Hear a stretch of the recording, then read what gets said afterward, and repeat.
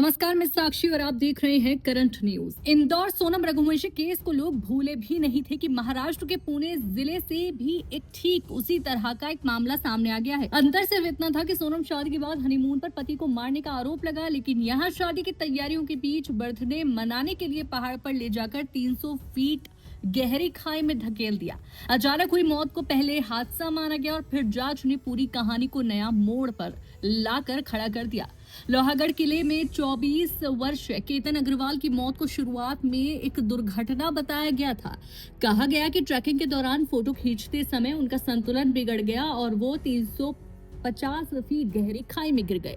परिवार सदमे में था, लेकिन उससे ये तसल्ली थी कि वो एक दुर्भाग्यपूर्ण हादसा था। मगर जैसे जैसे पुलिस जांच आगे बढ़ी, तस्वीर बदलती चली गई। मोबाइल रिकॉर्ड, सोशल मीडिया की पड़ताल और जांच के बाद पुलिस अब इस मामले को कथित हत्या की साजिश के रूप में देख रही है।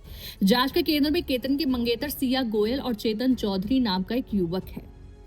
केतन अग्रवाल की जिंदगी में ये समय खुशियों का था। परिवार के मुताबिक अगले महीने उनकी शादी होने वाली थी। घर में तैयारियां चल रही थी, रिश्तेदारों को सूचनाएं दी जा रही थी, भविष्य की योजनाएं बन रही थी। जानकारी के अनुसार परिवार ने जयपुर में भव्य शादी की तैयारी की थी। एक पैलेस को बुक किया हुआ था। मेहमानों के स्वागत और ठहरने की व्यवस्था की जा रही थी और हर कोई शादी का इंतजार कर रहा था। किसी ने नहीं सोचा था कि शादी की तैयारियों के बीच अचानक मौत की खबर आ जाएगी।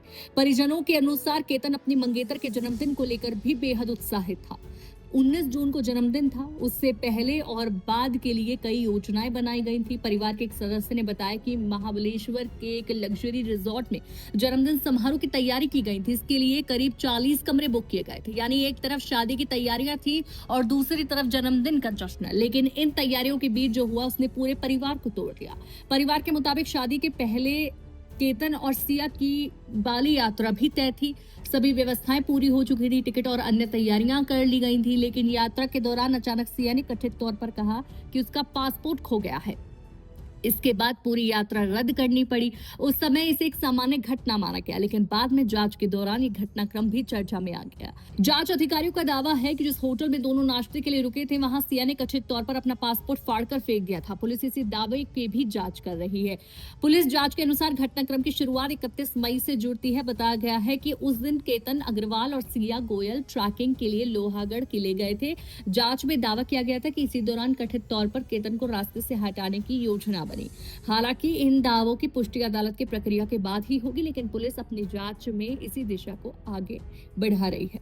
पुलिस के अनुसार 14 जून को भी कथित तौर पर एक प्रयास किया गया था। जांच में कहा गया है कि उस दिन केतन को फिर लोहागढ़ ले जाया गया। आरोप है कि सांप का डर दिखाकर उन्हें घाटी की ओर ले जाने की कोशिश की गई। पुलिस का दावा है कि उस समय योजना सफल नहीं हो सकी। केतन को किसी तरह का संदेह नहीं हुआ और वो सुरक्षित लौट आए। लेकिन जांच एजेंसियों का कहना है कि केस यही समाप्त नहीं हुआ।